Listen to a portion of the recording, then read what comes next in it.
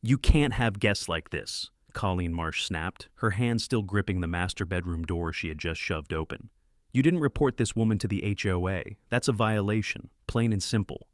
She stepped into the room without invitation, without a knock, without even a glance toward my wife's fragile frame in the bed. And that was her first mistake, because the woman seated across from Maya wasn't just a friend or nurse or visitor. She was Leona Brandt, the state attorney general, and Colleen had just barged into a private meeting in my wife's room. I took 2 steps forward, calm, quiet, deliberate. You're citing occupancy clauses, I said, but I'm curious. What statute gives you the right to enter a private bedroom uninvited during a protected meeting with the state? Colleen froze. Her lips parted, but nothing came out. If you've ever felt that surge of power when standing up to bullies, hit subscribe now. This showdown is about to become a masterclass in fighting back. She blinked at me, confused. She didn't say she didn't need to, I cut in. But you did. My voice didn't rise. It didn't have to. I'm Daniel Vey, civil liberties attorney, and this house, this exact property, was built stone by my father, a man who taught me that some lines, once crossed, don't get redrawn.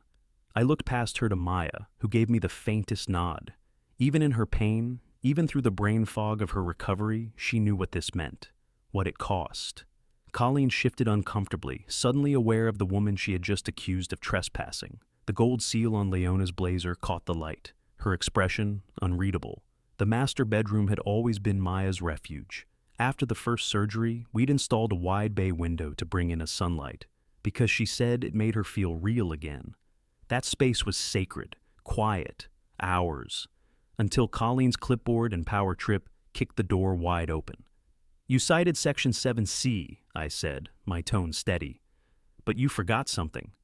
What? This wasn't just a guest. This was a protected meeting under Title II confidentiality laws, and you just committed an act of unlawful intrusion. Her mouth opened again. Still nothing. Drop a like if you've ever wanted to stand up to unreasonable rules like this, and subscribe to see how this strategy plays out. You think this is about forms and guest lists, I added. It's not. It's about dignity. My wife didn't ask for this fight, but she married a man who's not afraid of it. Colleen looked at me like she was realizing for the first time that I wasn't just another quiet husband pushing a wheelchair down the sidewalk. I wasn't going to apologize. I wasn't going to back down. And I wasn't going to let this go. Because this room, that meeting, this house, they weren't just lines on a map or boxes on a form.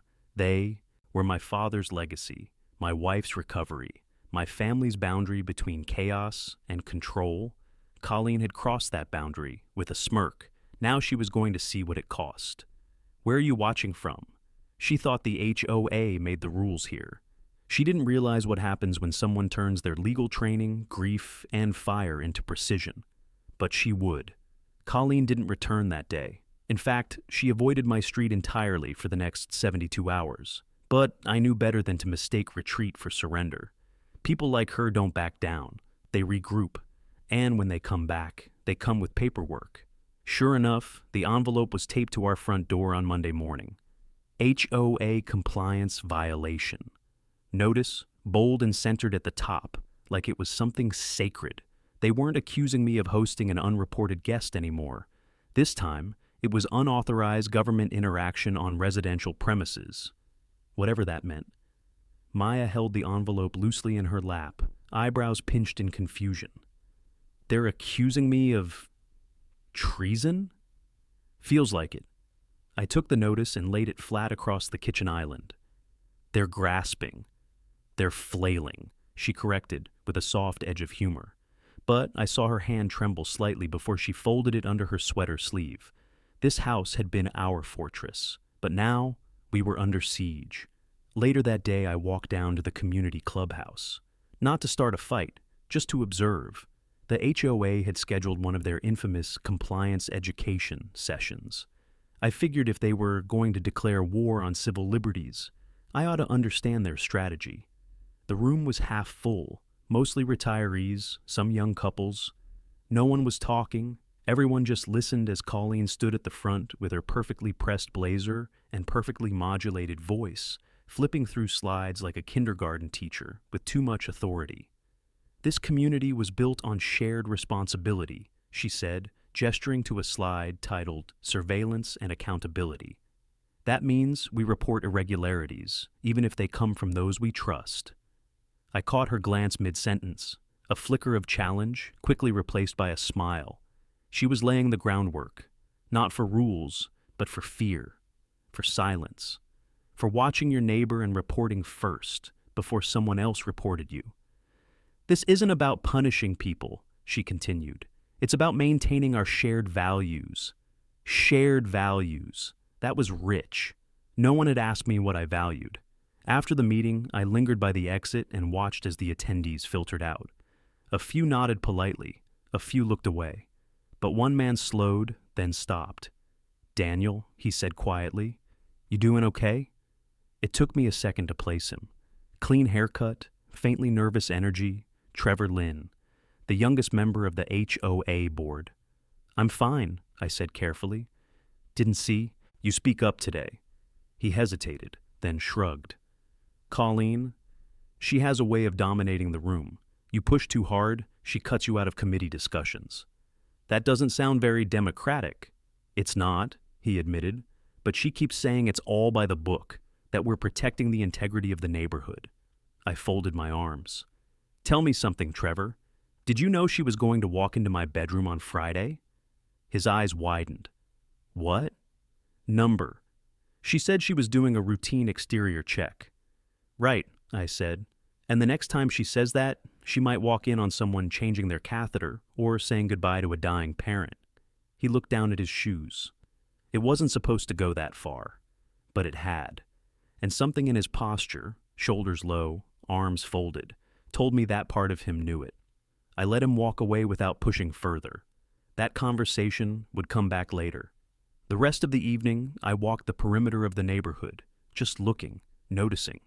Some homes had multiple surveillance cameras mounted at odd angles. Others had exterior lights that stayed on all night, motion sensors constantly blinking. The air felt tight, controlled. And when I passed Lot 14, the one that used to belong to the Ridleys before they moved after a noise dispute, I noticed something else, a new camera, and a sign on the gate that read, "Compliance Monitored Zone." The HOA wasn't just watching, it was expanding its gaze. They were building a culture of eyes, and in a place like this, eyes could be turned into weapons. When I returned home, I stood in the kitchen while Maya rested. I looked down at the violation letter again, then at the bay window, then at the place my father's workbench used to be. They wanted fear, but they were about to get scrutiny. Trevor Lynn showed up at my front door the next morning with 2 coffee cups and the jittery energy of a man who couldn't sleep. "I figured you'd be up," he said, avoiding eye contact as he handed me one of the cups. I was already driving when I realized I didn't have a plan. I didn't invite him in right away. Instead, I stepped out onto the porch and let the screen door ease shut behind me. He followed, standing just outside the beam of sunlight, stretching across the steps. "I shouldn't be here," he said, "but after yesterday, I couldn't pretend anymore." He fidgeted with the lid of his cup, peeling it off and snapping it back on, again and again. I studied him in silence. His slacks were wrinkled like he'd slept in them, and his dress shirt was buttoned 1 notch too high, like he was trying to hold something in. "What is it, Trevor?" He hesitated, eyes fixed on a small crack in the concrete by my boot. I didn't know about the bedroom entry, I swear, but the cameras, the enforcement protocols. I've been part of the meetings. I signed off on some of it. Why? Because Colleen always frames it like prevention, neighborhood stability, property value, protecting the aesthetic. And when you're new to the board, you think, who am I to challenge that? His voice cracked halfway through. He cleared his throat, forcing composure back into his spine. "But after what she did to your wife, and then hearing her spin it like some procedural blip," he shook his head. "I saw the footage, Daniel. She planned it. She called it a door knock with authority. And I didn't think it would go that far. I let that sit between us. What do you want from me?" I finally asked. He took a breath and looked up, meeting my eyes for the first time. "I don't know. But I know I can't keep pretending this is normal, and I thought, Maybe you could tell me what the line is, because I think I just crossed it." There it was, the crack, not just in his voice, but in the structure Colleen had built. The control, the language, the culture of submission. One board member showing doubt was nothing in a vote, but it was everything in momentum. "Trevor," I said, my tone even, "you don't need to pick a side today, but you do need to decide if you want to be the man who rubber-stamped a trespass, or the one who put a stop to it before it happened again." He didn't respond right away, but his jaw tensed. I watched his fingers curl tighter around the coffee cup. "I'll think about it," he murmured. Before he could go, I added, "And Trevor, next time you approve a camera installation, think about who's being watched and who's doing the watching." He nodded once, sharp and quick, then turned and headed back toward his car. He didn't look back. Inside, Maya sat in her chair by the window, her legs covered in a soft gray blanket. "That was him?" she asked softly. "Yeah. He looks like a man trying not to drown. He's about to learn that Colleen isn't the kind of lifeboat you want to cling to." Maya gave me a tired smile. "You know you're playing with fire, right? I'm counting on it." The rest of the day I spent combing through old emails, community newsletters, updates, policy shifts, all the language Colleen had sent out over the last year.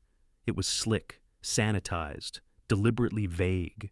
She never made hard statements, just suggestions, reminders, shifts in tone that slowly bent the rules without breaking them. It was governance by suggestion, control by implication. But now, Trevor Lynn was starting to see the rot behind the curtain.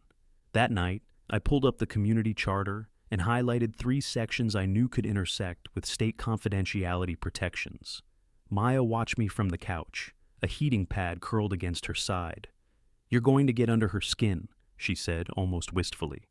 "I'm not aiming for her skin," I said, without looking up. "I'm going for her teeth." The next. Escalation came disguised as routine. I got the email at 7:14 a.m., sent from the HOA's central address with the subject line, "Immediate Compliance Directive." No greeting, no explanation, just a PDF attachment and a 2-line message. "Due to recent infractions, your property has been flagged for secondary exterior review. An HOA-appointed assessor will arrive within 48 hours. Please ensure full access to all outdoor structures and boundary points. Secondary exterior review." It sounded clinical, bureaucratic, but I knew exactly what it meant. Colleen was tightening the leash. By 8:30 a.m., 4 other households had received the same notice. I confirmed it through a few quiet texts, neighbors I trusted, ones who still waved when they saw me instead of looking down. All of us had one thing in common. We'd either spoken out publicly about the HOA's creeping control or refused to comply with some minor directive over the last few months. They weren't even pretending it was random anymore. I printed the PDF and laid it on the mahogany desk in my study, where my father's gavel still rested in the corner drawer. He'd served as a magistrate in a rural circuit court for 26 years. The man could quote zoning law like scripture. This house, his last project, had been his statement. Open space, clean sightlines, defined boundaries. He believed privacy was something you didn't just defend, you honored it. And now, a woman with a clipboard and an inflated title was threatening to violate that boundary. Again. I looked out the window and watched as the HOA's landscaping crews slowly trimmed along the sidewalk edges across the street. They were always the first signal. The same crew that did bushes on Tuesday wouldn't blink when Colleen gave them access badges on Thursday. Later that afternoon, I received the printed version of the same notice, hand-delivered by a man I'd never seen before, wearing a blue HOA vest and dark sunglasses. He didn't speak, just nodded and left it in the mailbox like a summons. Maya was in the bedroom, her back against the headboard, laptop propped on her knees. She'd gotten good at balancing it there, despite the tremors. When I handed her the paper, her eyes narrowed. "She wants us to leave the gates open? Or she'll file a non-compliance fine." She tapped the notice with the back of her pen. "But she can't legally enter the side yard without probable cause. Number? But the side gate's on the inspection list. She's betting we'll leave it unlocked out of fear. And if we don't, then we bait the trap." She smiled, small but sharp. Your father would have loved this part. I spent the rest of the day wiring a discrete camera inside the boundary marker, just enough to catch angles, but not enough to trigger privacy claims. I made sure to label everything, clearly, transparently, so that when Colleen or her appointed assessor crossed into restricted areas, they couldn't claim they were misled. I also sent a formal email to the HOA office, CCing the board, legal advisor, and the neighborhood general channel, citing our legal rights regarding private property inspections, especially in cases where federal confidentiality protocols had been previously breached.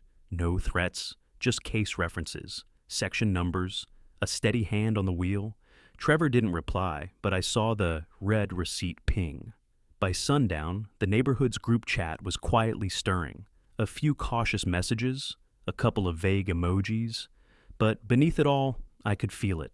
Nerves. People were starting to realize this wasn't just about shrubs or paperwork. This was about control. And once Colleen pushed too far, someone always snapped back. In our case, that someone was going to be me. I stepped out into the night air, the camera indicator blinking soft green near the fence post. A perfect shot of the side path. The stones my father laid. The soil Maya picked for the jasmine. The place where the HOA was about to make their next mistake. I didn't know when they'd come. I just knew they would. They came the next morning, earlier than expected. A white SUV pulled up just after 6:50 a.m., unmarked except for a small magnetic placard that read, HOA Oversight Volunteer, Authorized Access. The man who stepped out wore a collared polo, clipboard in hand, and a baseball cap, tugged low. I watched from the kitchen, coffee untouched. He didn't knock, didn't ring the bell. He walked the perimeter of the property with quiet confidence, pausing briefly near the gate before pulling out a small phone to take pictures. I knew the angle. The camera I'd installed had a perfect line on his face. Maya appeared beside me in the kitchen, wrapped in her robe. That's not the usual guy. No, I said. And he's not a volunteer. He's an enforcement plant. They use temps from a private contracting group when they want to distance liability. How do you know? Because I've sued that group before, twice. Her eyebrows lifted just slightly. You think he knows who you are? He will. I let him finish his little loop before stepping outside, calm, measured. I didn't want him to run, at least not yet. Morning, I called out, keeping my tone neutral. He turned fast. I saw the flicker of uncertainty behind the sunglasses. Sir, I'm conducting a routine compliance perimeter review. For the HOA? Yes, I have identification. I'm sure you do, I interrupted, holding up my phone. But you crossed into a restricted boundary clearly marked under private property protections. He blinked. The gate was unlocked. That doesn't waive consent, I said, and stepped aside to reveal the sign fixed beside the gate post. Private boundary, no entry without written authorization. It was dated, signed, laminated. I tapped the posted sign. This property falls under a confidentiality order per state medical accommodations law. Any entry beyond this marker, without written notice, is considered a breach under Title 29 of the Civil Code. He hesitated. I was told this was a routine compliance. By whom? He hesitated. I can't say. You'll need to? His jaw tensed. Because if you don't, I added, you'll be facing a subpoena in a civil complaint I've already drafted. He backed up a half step. I didn't follow. Instead, I pulled up the video feed on my phone and let him watch himself walk past the warning sign, onto our stone path, and pause at Maya's window. Is that your face? I asked. He swallowed. I was just doing my job. I hope it pays well. He turned without another word, made for the SUV, and drove off slower than he'd arrived. Good. The camera had everything, time-stamped, clear. Inside, I sat at my desk and opened the folder. I'd started the night Colleen breached our bedroom. The violation letter, the compliance email, photos of the inspection list, with notes from her earlier visits. A slow, steady paper trail. But it wasn't until I opened the HOA's online portal that I found something I hadn't noticed before. They'd changed the language. The section on secondary exterior reviews now contained a clause, recently added, that claim board authorization could override personal consent if deemed necessary to protect community continuity and health standards. I checked the update log. The clause was added 5 days ago, the same day Colleen broke into our room. It wasn't a policy. It was a patch, a retroactive edit to justify what had already happened. And that's when I saw it, just under the clause, in fine gray text, legal review pending, proposed by C. Marsh. She didn't just authorize the breach, she tried to rewrite the rules to make it legal after the fact. I stared at the screen for a long time, adrenaline tapering off into cold, calculated clarity. This wasn't just HOA overreach anymore. It was procedural fraud, a private entity mimicking quasi-governmental authority to bypass protected rights, which meant the state had jurisdiction now. I highlighted the language, saved the site version, captured screenshots with metadata, and started drafting an official complaint, not to the HOA, to the State Attorney General's office. Maya appeared in the doorway. "You found something." "She changed the law," I said quietly, or tried to. She leaned against the frame, nodding once. "Then we change it back." The formal complaint was 26 pages long when I finished the first draft. It outlined a timeline of abuses, selectively referenced statutory language, and cross-verified every policy shift Colleen had made since the incident. I wasn't writing for HOA review. I was writing for state eyes, people who knew what weaponized authority looked like and weren't afraid to call it what it was. But even as I compiled the evidence, I knew I was working against the clock, because the HOA didn't need to win. They just needed to delay, to keep stacking fines and paper threats until people either complied or moved out. I'd seen it before, in other neighborhoods, other names on petitions. But this wasn't someone else's street. This was mine. And they'd kicked the door open one time too many. On Thursday morning, we got another envelope, this time hand-delivered by a man in a blazer with an HOA-issued name badge, Regional Oversight Liaison.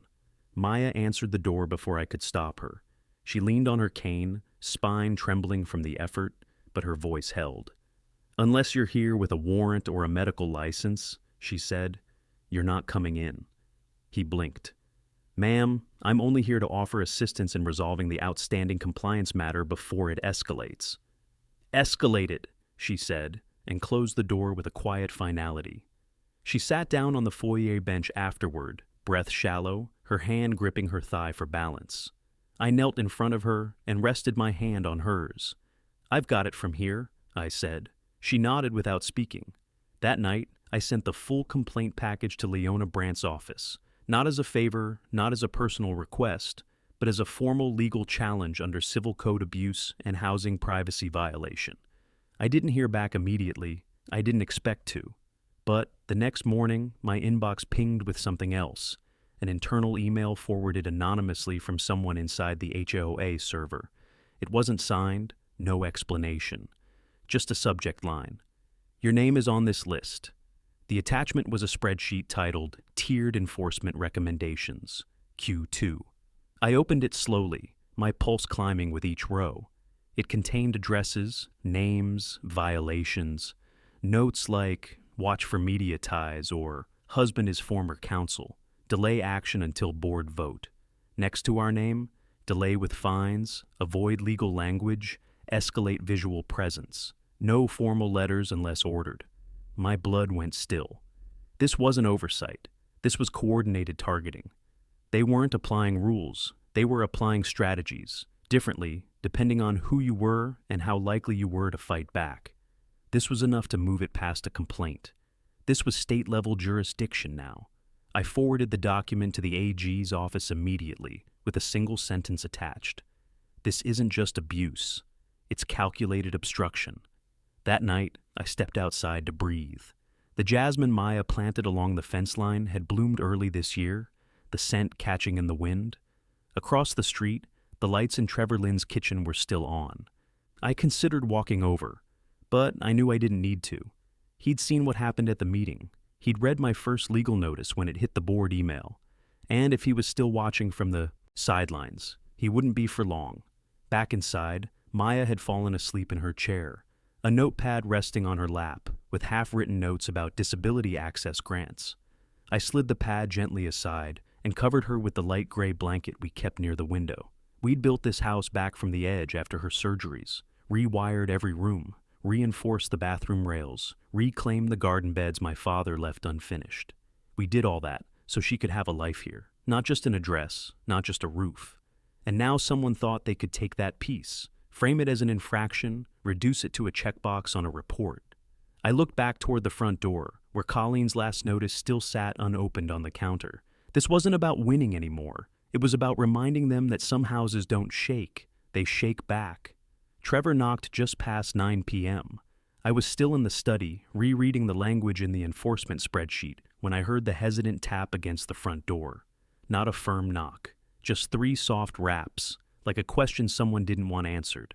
When I opened the door, he looked like he hadn't slept in days. Hair a mess, shirt wrinkled, glasses fogged at the edges. His eyes flicked past me toward the living room before settling on the floor. "I can't stay long," he said, "but I needed to give you something." I stepped aside without speaking. He didn't move. "I don't want this traced back to me," he added. "If Colleen finds out—" "She won't," I said. "Come in." He stepped over the threshold like it burned. His shoulders hunched tight, like the act itself, entering my home, was already a betrayal of something unspoken. I led him to the dining table, cleared except for a stack of case books and Maya's folded blanket. He set down a flash drive and a printed folder. No preamble, no build-up. "This is everything I could get without triggering an audit flag," he said quietly. "Internal messages, draft language from Colleen, meeting recordings. Some aren't time-stamped properly, but you'll get the idea." I opened the folder first. Inside were color-coded memos, one of them titled Private Response Plan, Unruly Legal Resident Protocol. I didn't have to ask who that meant. "You knew about this?" I asked, careful not to accuse, just to clarify. "I didn't," he said, sitting down heavily. "Not until last week. I thought the tiered enforcement policy was just talk. But then I found out they actually ran simulations." "Simulations?" He nodded. "Colleen used a third-party consultancy. They created behavior profiles of certain residents, people she considered predictable risks. Anyone who pushed back, anyone too vocal. She even had a category for intimidating spouses. That was you." I leaned back in the chair, bile rising in my throat. "They're not just enforcing policy," Trevor continued. "They're planning, social responses, applying pressure until people comply or sell. It's not written like that, obviously, but it's there, between the lines." I clicked the flash drive open on my laptop. File names blinked back at me. Notes, enforcement matrix, draft, fines expansion, Q2, board closed session, audio 1. "Why are you giving me this?" I asked. He rubbed his face. "Because I didn't sign up for this. I joined the board to help keep the pool clean and maybe fix the drainage issues behind the walking trail. Not this." His voice caught on the last word. "I stayed quiet when they fined the Ridleys over the music violation, when they forced Elena Navarro to repaint her shutters. I stayed quiet when they rewrote the garden rules so Mrs. Hahn couldn't grow her son's memorial lilies." He looked at me then, really looked. "But I didn't stay quiet when they walked into your wife's room." Silence settled between us. "I know this doesn't fix it," he added, "but maybe it helps." "It does," I said. He stood slowly, eyes flicking toward the door. "If you need more, I can try. But after this, I'm probably going to be removed from the board. Then you'll finally be on the right side of the fence." He gave me a sad half-smile and left without another word. After he was gone, I locked the door and sat back down. My hands hovered over the keyboard, eyes scanning the folder labels again. So, this was their playbook: leverage, delay, pressure, divide. But they made one critical mistake. They'd recorded it all. And now, I had it.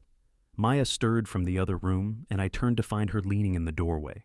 Her voice was barely a whisper. "Was it him?" "It was," I said. He brought the firewood. Now it's time to light it. I spent the rest of the night cataloging the files, organizing by relevance, communications, surveillance justification, emergency procedures, all of it. There were names I recognized, dates that matched the violations, and a draft document from Colleen herself proposing a model clause for eviction triggering based on noncompliance narrative control. It didn't just toe the line of legality, it bulldozed it. Tomorrow, I would send it, not just to the Attorney General, but to someone else too. Someone who knew exactly how to turn this into a fuse. By dawn, the full dossier was prepped and encrypted. I'd pulled an all-nighter sorting Trevor's files into a precise sequence. First, the HOA's internal threat profiling. Next, the spreadsheet targeting problem residents. Then, Colleen's memos proposing manipulated narratives to justify action. Each document was paired with state and federal housing codes, highlighted, indexed, ready. But I didn't send it yet. Not just to the Attorney General's office. Not this time. Instead, I forwarded it first to a woman named Clara Moen, an oversight attorney I'd worked with on a federal housing discrimination case 6 years back. She'd since taken a role with the State Office of Civil Affairs, specializing in community enforcement overreach. I wrote exactly 4 lines. Clara, this isn't just civil code abuse. It borders on coercive governance under the guise of HOA policy. Need your eyes on this before AG's office launches full review. Then I encrypted the entire file under 2-factor protocols and hit send. I didn't trust the HOA not to intercept standard email, not after what I'd seen in the metadata. They'd been scrubbing digital fingerprints, setting auto-deletion flags on flagged phrases. Someone on their team knew enough tech to be dangerous. Maya was already up, sipping warm water on the porch. Her face was pale from lack of sleep, but her eyes had that steady, unblinking resolve I'd come to rely on. You sent it? She asked. Almost. I sent it to Clara first. She's faster than the AG's office, more direct. Maya nodded. Good. I pulled a chair next to her and exhaled. We've moved past the HOA now. Colleen's going to feel the ground shift, but she won't know where it's coming from.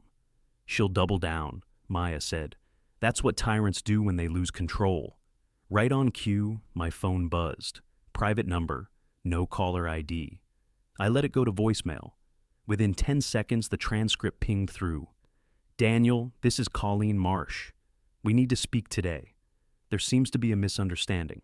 I'm extending a courtesy invite to the board's closed session this evening, 6:30 p.m. HOA office. I suggest you attend. It wasn't an invitation. It was a veiled threat.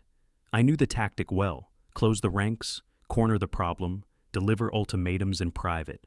But I also knew how to make closed sessions very public. Legally, cleanly, strategically. Still, I wouldn't respond yet. Let her sweat.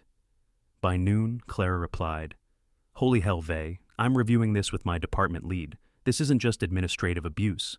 There's enough here to push for emergency injunction if needed. Don't attend that meeting alone. Her last sentence sat with me. I wasn't planning to go alone. I spent the rest of the day preparing, not with weapons, but with precision. I printed out 5 select documents from the dossier, the threat matrix, the camera proposal, the narrative memo, the spreadsheet, and one damning email where Colleen described Maya's condition as a strategic vulnerability that may be leveraged. That one I printed twice.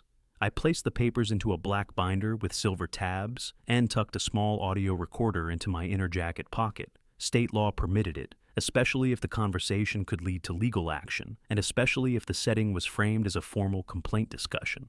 At 5:45 p.m., I pulled up the community charter online one more time, confirming that any resident may request an official record of any meeting where their household is discussed, regardless of whether it's labeled closed session. I printed that clause too.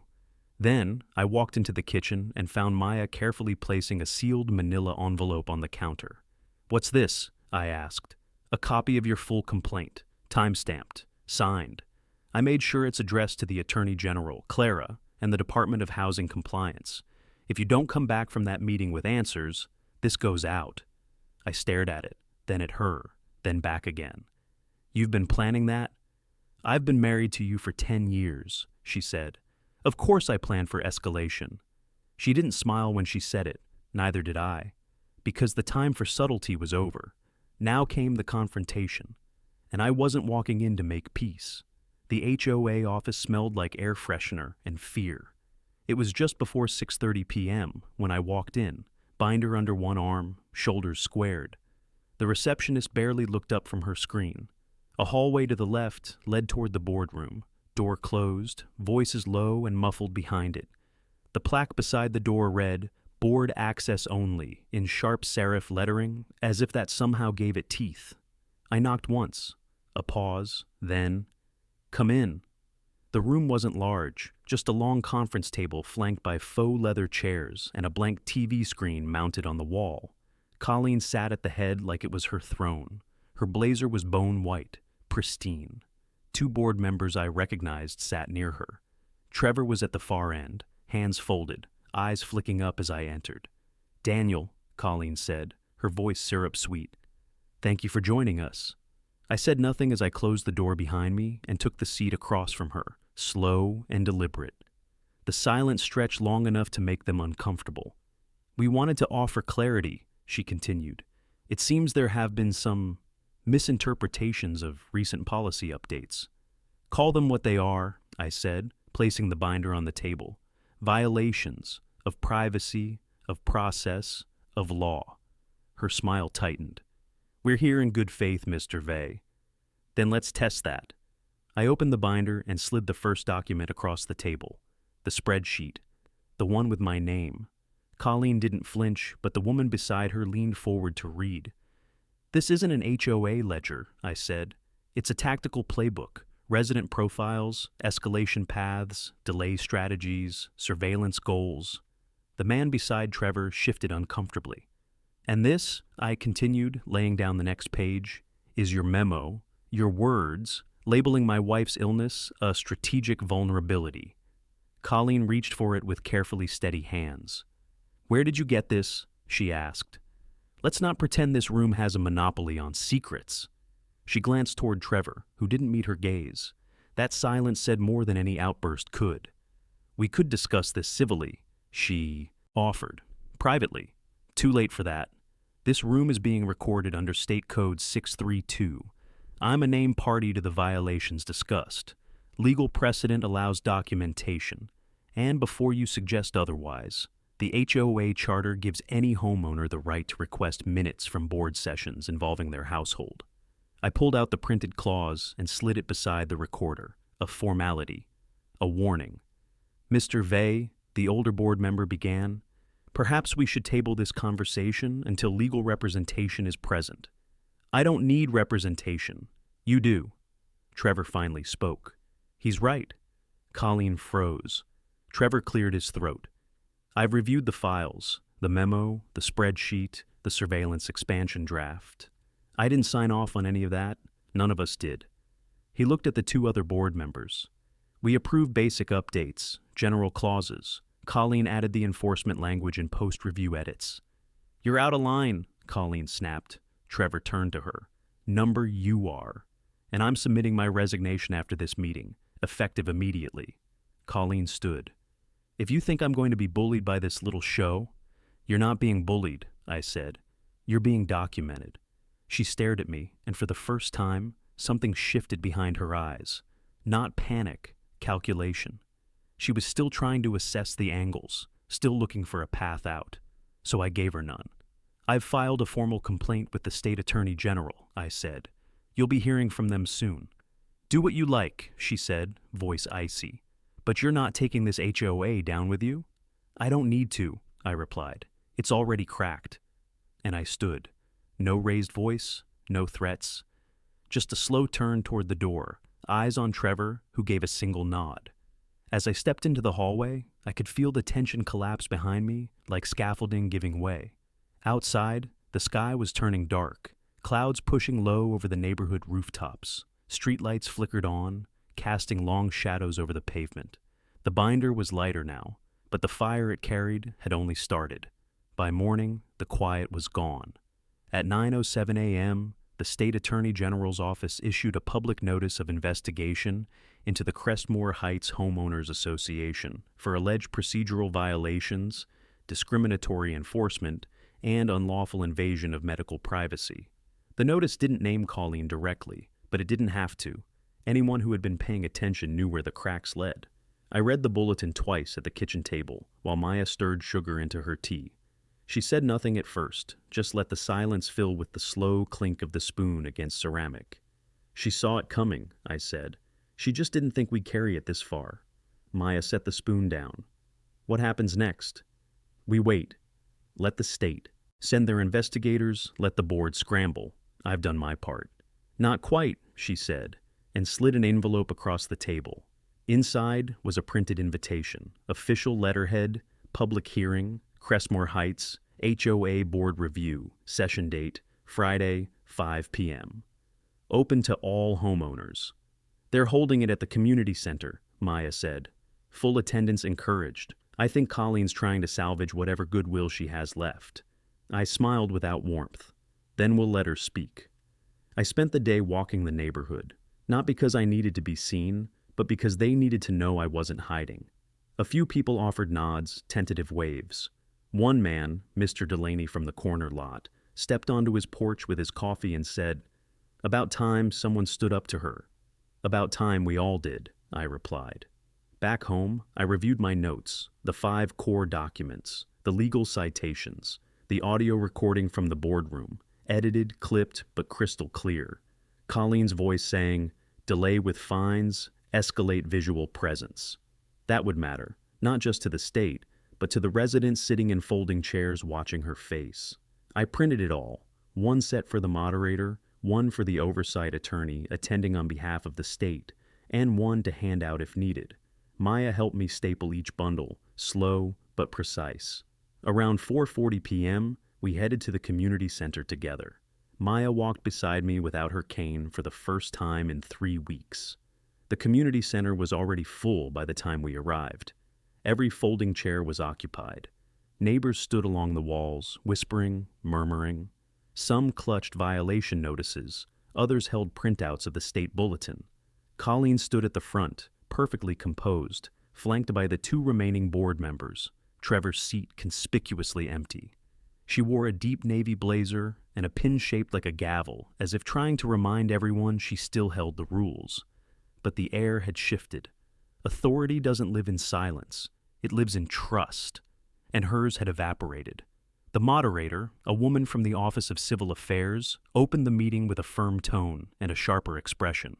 She read the notice aloud, then paused as a low murmur passed through the room. Colleen cleared her throat. "I understand there has been some concern regarding recent enforcement practices." I stood, every eye turned. Maya remained seated beside the aisle, calm, unreadable. "Concern isn't the word," I said. "This is about strategy, deliberate, calculated efforts to pressure vulnerable residents into silence." The moderator nodded. "Do you have documentation to support your claim?" I walked forward and handed her the folder, one copy for her, one for the table. Colleen's fingers twitched as she saw the labels. "This includes audio recordings from a closed session, internal memos, and profiles created without board." "Consent," I said. "One document categorizes my wife's medical condition as a strategic vulnerability." The room went still. Colleen opened her mouth, then closed it again. "This wasn't governance," I continued. "It was manipulation under the guise of rules. We trusted you with the fabric of this community, and you weaponized it." Someone in the back muttered, "Amen." The moderator scanned the front page, then turned to Colleen. "Is this your signature?" Colleen said nothing, not because she was stunned, but because there was nothing left to say. The room didn't breathe. Colleen stared at the signature like it might rewrite itself if she waited long enough. The moderator stood silent, giving her space to respond, not out of courtesy, but out of legal obligation. Every second stretched thinner than the last. Finally, Colleen shifted in her chair, not forward in ownership, but backward in retreat. "I'd like to speak to my legal counsel," she said, voice clipped. The moderator nodded once. "Noted. This hearing will proceed with review regardless." Whispers flickered across the room. No one shouted, no one clapped. Just the slow realization passing from face to face. She had no answer. For the first time, her silence was louder than her rules. Trevor stepped into the room from the side entrance. I didn't know he was coming. His eyes met mine as he moved through the crowd, and for a second, I saw the weight lift from his shoulders. He looked like a man who'd finally stepped out of a burning house. He handed a second folder to the moderator and cleared his throat. I'd like to submit board meeting notes and timeline discrepancies from the last 3 months.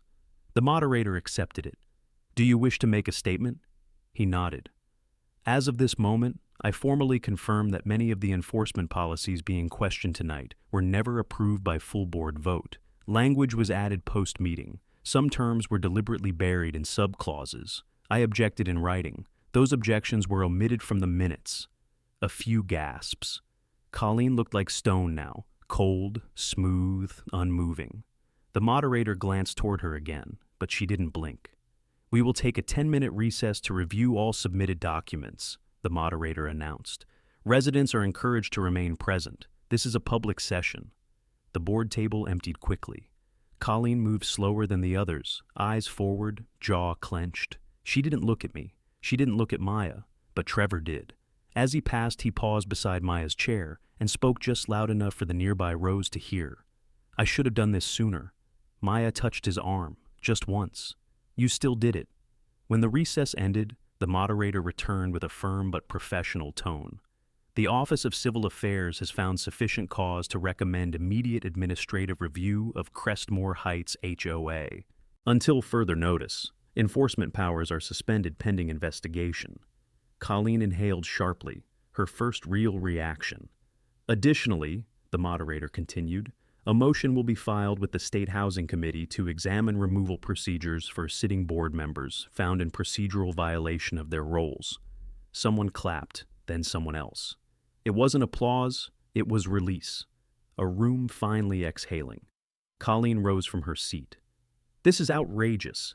You're all feeding into a smear campaign orchestrated by someone with a personal vendetta. I have no vendetta, I said, standing again. I have boundaries, and you violated them. More than one person nodded. A man from 2 rows behind lifted a violation notice and tore it in half.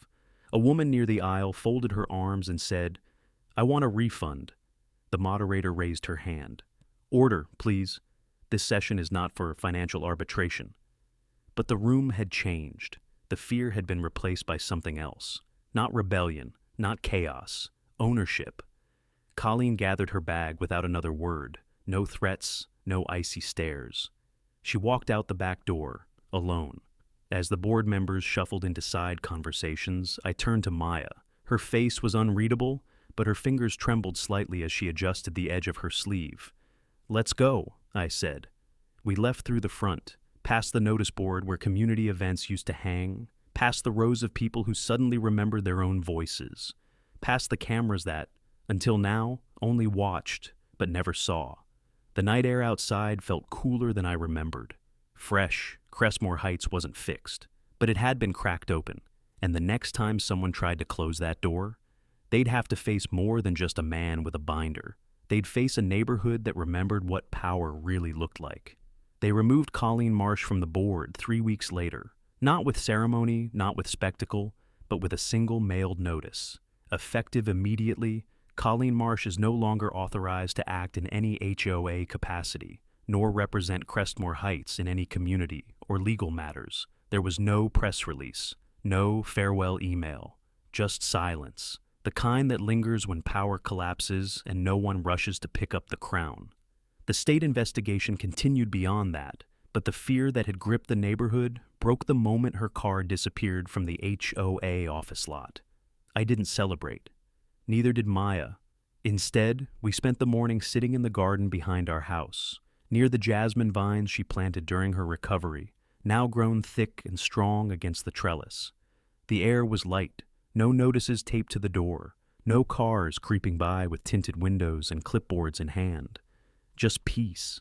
She passed me a mug of tea and rested her head lightly against my shoulder. You didn't just win, she said. You reminded them who owns the keys. It was never about the HOA, I replied. It was about what they forgot this was our home, not their jurisdiction. The next board election brought a full sweep. Trevor didn't run again, but he attended the vote, standing near the back in a plain blue sweater. When the new board was announced, 3 residents who had never spoken at a meeting before, he smiled and slipped out before the applause started. 2 months later, The Office of Civil Affairs finalized their report. Summary: the HOA had engaged in pattern-based enforcement, suppression of resident rights, and fabricated escalation plans outside approved legal parameters. Corrective action was mandatory, and because of the precedent set in our case, the report didn't stop at Crestmore Heights. It triggered a statewide review. Other communities started whispering, then speaking, then submitting their own complaints. The binder I'd once carried alone became part of a training document for resident legal literacy groups. Maya helped draft a new resource toolkit for disabled homeowners dealing with HOA intimidation. One house, one door. That's all it took to start a shift. We replaced the bay window 2 weeks ago.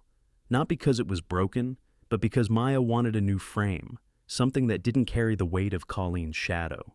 The old window now rests in the garage, carefully wrapped, marked with the date of the intrusion, not to forget, but to remember what not to allow again. The new board sent out a revised charter, simpler, clearer, stripped of the vagueness Colleen used like a scalpel. It included a clause Maya suggested personally. No policy or enforcement protocol may override a resident's constitutional, medical, or privacy rights. All governance must begin with dignity. It was voted in unanimously. We didn't attend that meeting either. We didn't need to, because this place finally started acting like the home we built, not the domain they claimed. Sometimes victory isn't loud. It's quiet mornings with no more notices. It's doors that stay shut until you open them.